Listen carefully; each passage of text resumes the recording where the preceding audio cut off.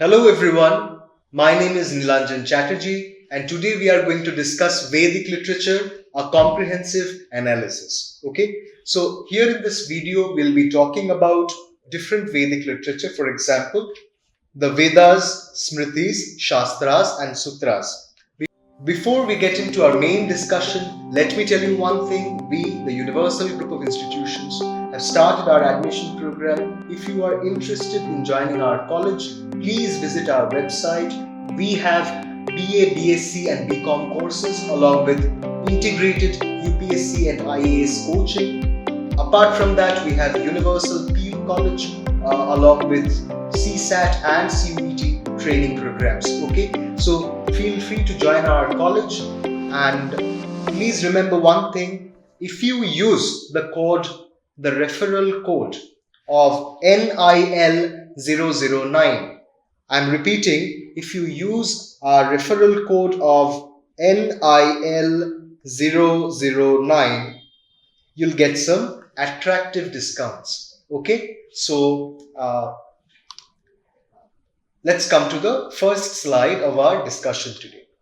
The Vedas. Okay, so in the previous videos we have already dealt with early Vedic and later Vedic period. This video will be talking strictly about Vedic literature. Okay, the Vedas, which is the core corpus of Vedic period, from the main source from where we get to know about the Vedic period, the Vedas, which is also known as the core of Vedic literature, and it entails a few things. For example, the divine revelations. Okay, the Vedas are considered divine revelations or Shruti. I've already discussed this in my previous a couple of videos, that Vedas are considered as Shrutis and Smritis. Why? Because it is imagined that Vedas or Vedic knowledge, that means the knowledge embedded in the Vedas, are supposed to be transmitted through oral traditions. For example, when I pronounce Vedic knowledge, it is expected that you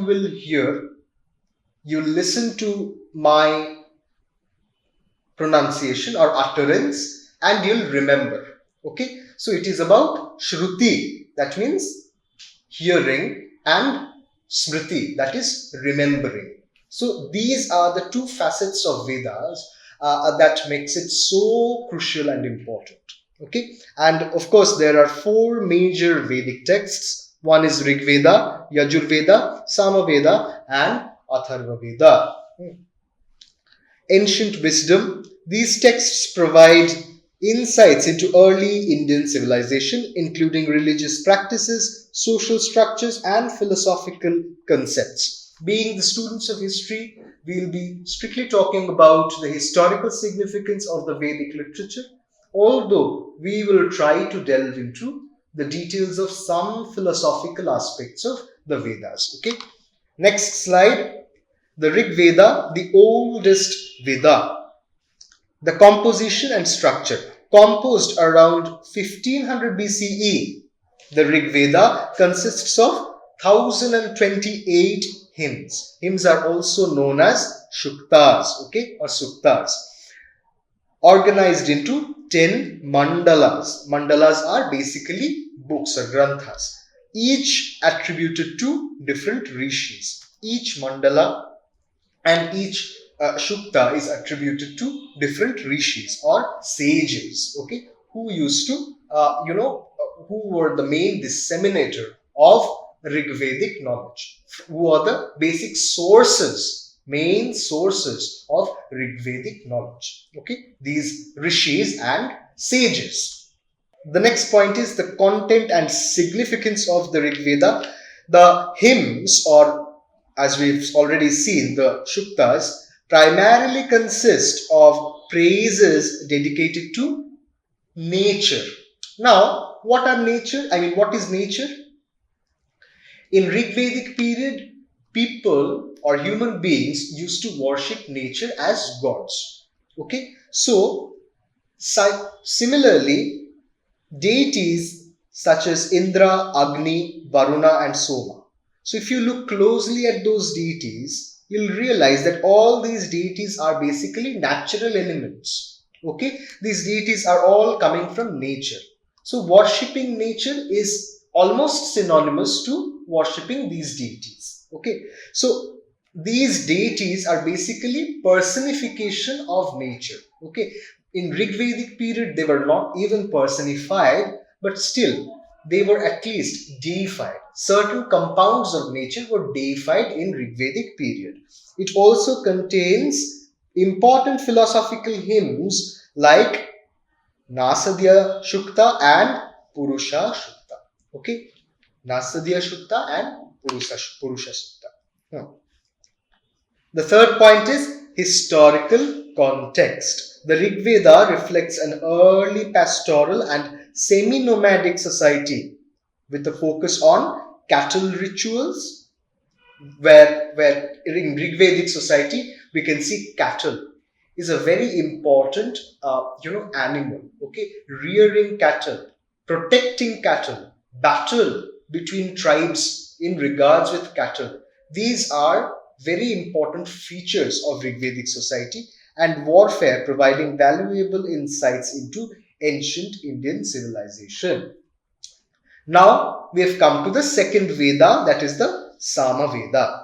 The Samaveda is considered the origin of Indian classical music, primarily meant for musical recitation during rituals. So, in Vedic period, rituals were extremely important modes of spiritual communication, or to some extent the political and social behaviors of human beings. Okay, why? Because those rituals would give the Brahmins their political or social prestige, as well as the Kshatriyas their political prestige. Okay, and during those rituals, which were called yajnas, certain musical recitations used to take place, and the Samaveda talks about those musical recitations. Okay, the structure of Samaveda, it consists of 1810 hymns, most of which are derived from the Rigveda, but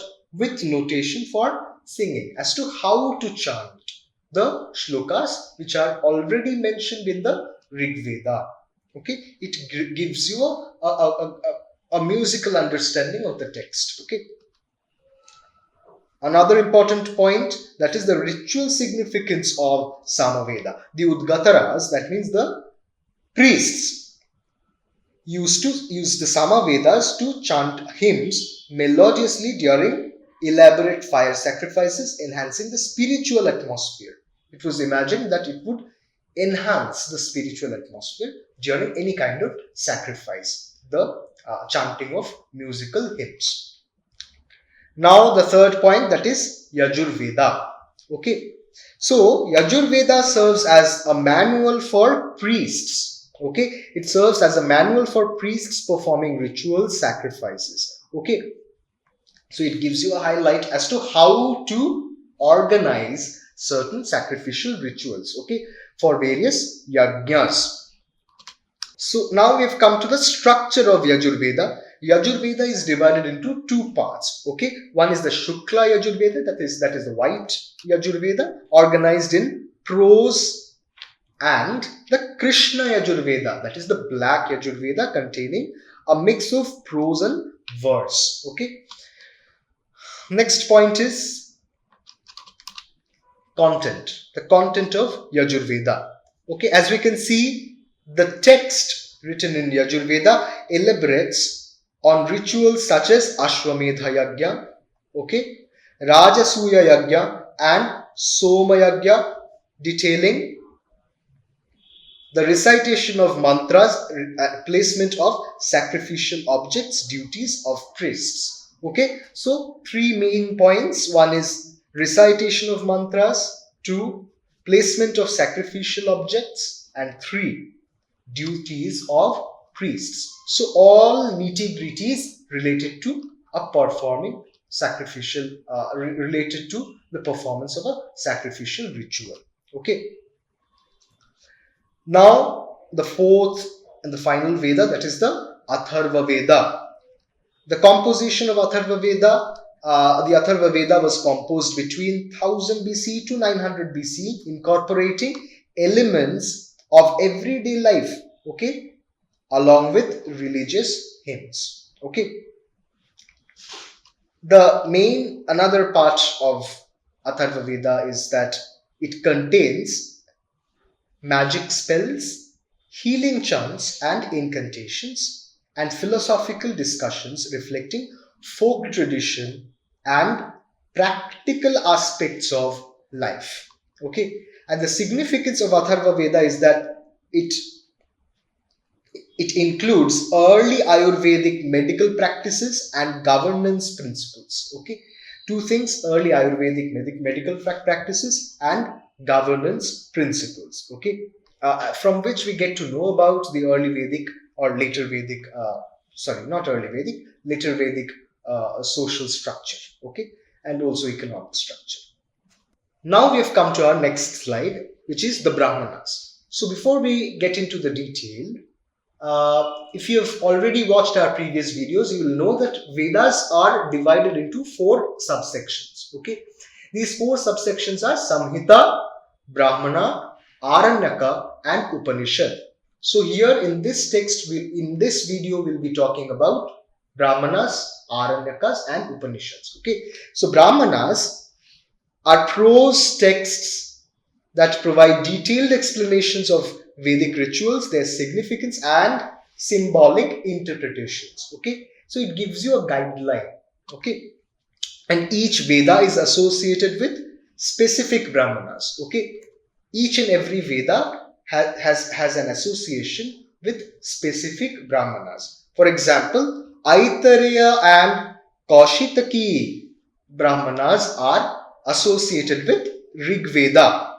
On the other hand, Taittiriya and Shatapatha Brahmanas are associated with Yajurveda. Jaiminiya and Kena, these are the 2 Brahmanas associated with Samaveda, and Gopatha Brahmana is associated with Atharvaveda. Okay, so please remember these names as it is mentioned in the slide.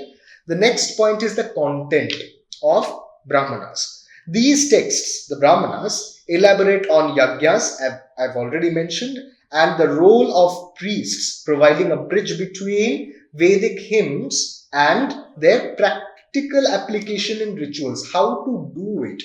Whatever is written in the Samhitas in the form of Suktas or Shlokas, how to apply it in the form of ritual. So it gives you a brief guideline. Not a brief guideline, a detailed guideline. Okay. Now the next point is the Aranyakas. Okay. The next point is the Aranyakas. The main,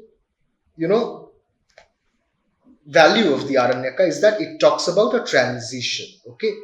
Aranyakas bridge the gap between Brahmanical ritualism, which is recorded in Brahmanas, and Upanishadic philosophy. Okay. The corpus which comes after Aranyaka.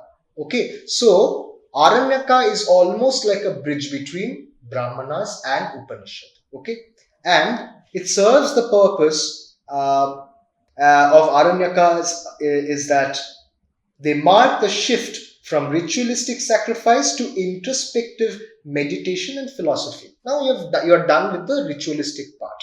Now what do you learn from the rituals? Okay, what is the key underpinning of those rituals that you tend to realize with the help of the Aranyakas? Now you can't concentrate on the inner domain of the rituals. So you need a secluded life, okay, to realize the inner meaning of those rituals. And for that you need to probably stay in the Aranyas, okay, to understand, to realize. Or probably you need to go to the Aranyas, okay, you need to stay in the Aranyas to get to know about the unknown a world. Okay, the audience of the Aranyakas, these texts were primarily composed for hermits and ascetics meditating in forests, seeking spiritual enlightenment beyond formal rituals. Okay, as I have already mentioned, You live a secluded lifestyle inside the forests to truly examine and internalize and realize the information, the knowledge that has been disseminated in the Brahmanas. Now we have come to the final part of the Vedas, that is the Upanishad, okay, the philosophical core of the Vedas. So Upanishad has different layers. So we'll start with the core of Upanishad, which is Brahman, which is the universal soul. Okay, the Brahman in Upanishad is the ultimate reality and source of all existence. Everything that exists under the sun is an attribute to the Brahman, okay, which is the ultimate reality. Okay, so one of the hinges of Brahman is Atman. Okay, you can say one of the limbs of Brahman. Okay, what is Atman? Atman is basically the true self beyond ego. That means, as a person, as a human being, your body changes. Okay, your ego develops. But there is something, according to Upanishadic philosophy, that is immortal. Okay, that is non-changing. Okay, that doesn't change through the course of time. That is basically Atman, or the individual soul. Okay, and finally, karma and moksha. Karma is basically law of cause and effect. Why is this happening? How is this happening? Etc. And moksha. Okay, ultimate goal of spiritual practice. Okay, that is the final step. Okay, that you take by the end of your realization. Okay, that means once you realize the basic knowledge given by, the Vedas, you reach the stage of moksha. That means liberation. Liberation from all kinds of worldly attachments. Okay. So now we have come to our next slide, that is the Sutras. It is also an important Vedic literature. We'll start with the Dharma Sutra. The Dharma Sutras are basically legal texts outlining laws, customs, and moral principles. Okay. If you want to know about Indian legalities, the notion of legality in ancient India, Dharma Sutras are the most important literary sources. Okay, to know about legality, morality, law and order in ancient India. The next point is Grihya Sutra, which focuses on household rituals and family traditions. Next is Shrauta Sutras, that deal with Vedic sacrifices and priestly duties.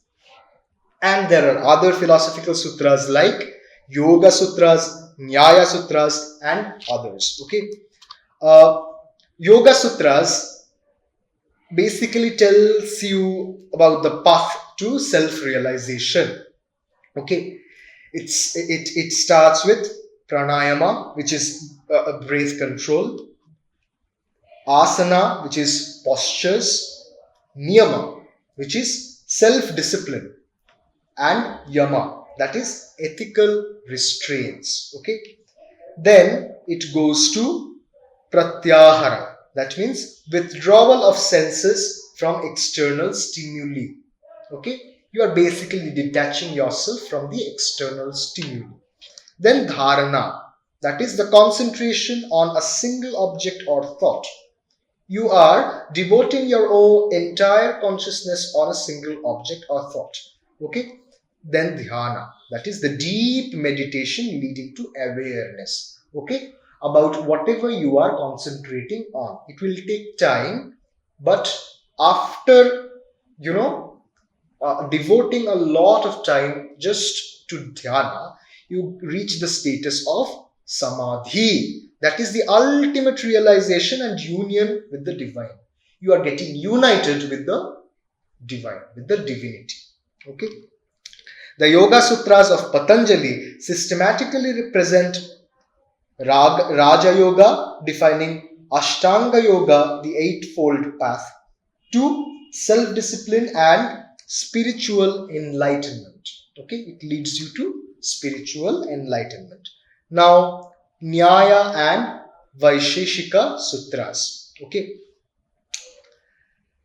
Now, Nyaya and Vaisheshika Sutras are considered as domains of logic and metaphysics. Okay. On one hand, Nyaya Sutras, composed by Gautama, lay the foundation for Indian logic, okay, which is also known as the Nyaya philosophy. They discuss syllogistic reasoning, okay, syllogistic reasoning, okay, that means perception, inference, and methods of obtaining knowledge, okay. I mean, how to equate and how to come to a conclusion regarding one particular object or one particular relation. So these are the concerns of Nyaya Sutra using the method of deduction. Okay, you use the method of deduction. Okay, or inference. Now, Vaisheshika Sutra. Okay, attributed to Kannada, these sutras elaborate on atomic theory and natural philosophy. Okay, what constitutes the nature, and they introduce concepts of padartha, okay, that is the categories of reality. Padartha padarthas are basically the categories of reality, such as, and under padartha there are subcategories like substance, okay, that is also known as dravya, okay. In Western philosophy, substance is often known as essence, okay, usya or something that you can't touch. But here in Vaisheshika philosophy, substance is basically dravya, which is, touchable, and quality, that is guna, action, that is karya, inherence, that is samavaya. Okay, so substance, that is dravya, quality, that is guna. Okay, what is there in the substance, action, that is karya, and inherence, that is samavaya. Okay, that means how everything is connected. Okay, these things are connected together, forming a foundation of early Indian physics and metaphysics. Okay, so this is Vaisheshika Sutra. Okay, now we have come to Brahma Sutras. Okay, so the authorship and purpose of Brahma Sutras, composed by Badarayana, the Brahma Sutras form the basis of Vedanta philosophy, systematizing teachings from the Upanishads. Okay, as we've already discussed in our previous videos, Upanishad is also known as Vedanta. Okay, because it is the fourth segment of the Vedas. Okay, now what is there in the content of Brahma Sutra? It discusses the nature of Brahman, which is the ultimate reality, and the soul, and the path to liberation, providing a philosophical framework for understanding Upanishads. Okay, interpretations exclusively and extensively commented upon by Adi Shankaracharya, Ramanuja, and Madhavacharya, leading to different schools of thought within Vedanta philosophy. But these commentaries took place only later in late ancient early medieval period. Now we have come to the next point, that is the Shastras, which is also an important aspect of Vedic and ancient Indian literature, which is basically the treatises on various sciences. Okay, first we'll talk about the Dharma Shastras, which are basically texts on moral and ethical duties, social norms, and laws governing individuals and communities. Okay, every legal or every principles that is sticking us together. Okay, that is kind of fixing our aspirations, that are fixing our duties. Okay. The next Shastra that we are going to talk about is the Ayurveda Shastra, which is ancient Indian classical medical science. Texts like Charaka Samhita and Sushruta Samhita falls under Ayurveda Shastra. And of course, Natya Shastra, Mahabharata Muni's comprehensive text on theatrical arts, dance, and music, that falls under Natya Shastra. Okay, so on one hand, we have Charaka Samhita, Sushruta Samhita under Ayurveda Shastra. On the other hand, we have Natya Shastra composed by Bharata Muni. And of course, in modern period, we have Kautilya's Artha Shastra. We'll have a separate video just on Kautilya's Artha Shastra and his notion of statecraft. Please stay tuned to watch the video. Artha Shastra, I'm just giving you a brief outline. Was authored by Kautilya in 4th century BC, considered a foundational text on statecraft and governance. The content of Kautilya's Arthashastra involves administration, economy, taxation, espionage, trade regulations, military strategies, and warfare techniques. And the significance of Arthashastra is that it introduces concepts of realpolitik, economic policies, and ethics of governance, making it an enduring text in political science because it guides you how to maintain a state. Okay, Natya Shastra, okay, composed by Bharata Muni, detailed. It gives a detailed account of theatrical arts, dance, music, and performance. And the key concepts of Natya Shastra is basically the rasas, the emotional essence, a rasa theory describing how different emotions and expressions should be used in artistic storytelling, forms of storytelling. Now, the influence of Natya Shastra, it serves as the basis of Indian classical dance and drama, influencing art forms such as Bharatanatyam, Kathakali, and Odissi. Okay. Now we have come to our next slide, that is the Smritis. Okay, the remembered traditions. Unlike the Shrutis, which are basically dependent on hearing, the Smritis are secondary scriptures that interpret and expand upon Vedic teachings. Okay, it includes laws, ethical principles, and religious duties. Okay, and key texts are basically Manusmriti, Yajnavalkya Smriti, Narada Smriti, Parashara Smriti, Katyayana Smriti, Brihasmati Smriti, etc. Okay, Manusmriti, one of the most influential Smritis attributed to Manu, composed between 200 BCE to 200 CE. Okay, that means although Manusmriti was composed in the beginning, later on it developed as a text with the advancements of a certain theories, okay, with different commentaries on the main texts of Manusmriti. Okay, next is the content of Manusmriti. It covers law, social structure, ethics, and justice, forming the foundation of dharma, which is the righteous duty, what you should do. Okay, what work binds you together. Okay, and advocates a varnashrama, that is based on caste. Okay, and varnashrama, social order. That means Manusmriti reinforces the later Vedic social stratifications and social norms through the form of scripture. Okay, impact of Manusmriti. It serves as the reference for Hindu law until modern legal reforms and continues to be studied for its historical significance. Through Manusmriti, you can understand the social stratifications, social discriminations that took place in later Vedic period, even other socio-economic factors in later Vedic period, you get to know from Manusmriti. Okay, then Yajnavalkya Smriti, that is the progressive legal code, more systematic and progressive than Manusmriti, and composed from around 200 to 500 CE.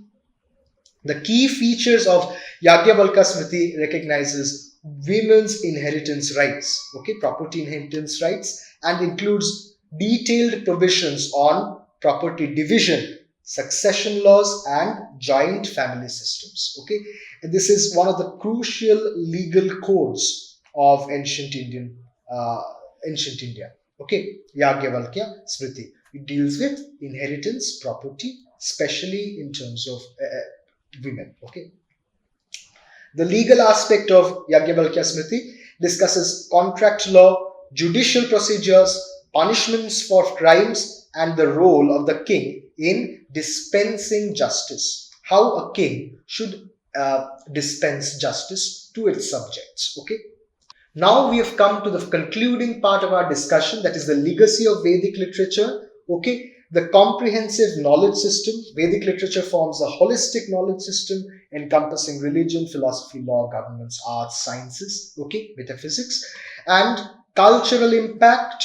These texts have shaped ancient Indian philosophy, law, and culture for millennia. And of course, enduring relevance. Okay, understanding these texts offers a valuable perspective on ancient wisdom and its application in modern contexts. How these Smritis, Shastras, and Sutras was there in ancient India, and how these are applied even in modern Indian society. Thank you very much. That is it for today. Next day we'll come with a new video concentrating on different religious sects of ancient India, the heterodox sects like Buddhism, Jainism. Please feel free to share your thoughts. Subscribe our channel. Thank you very much.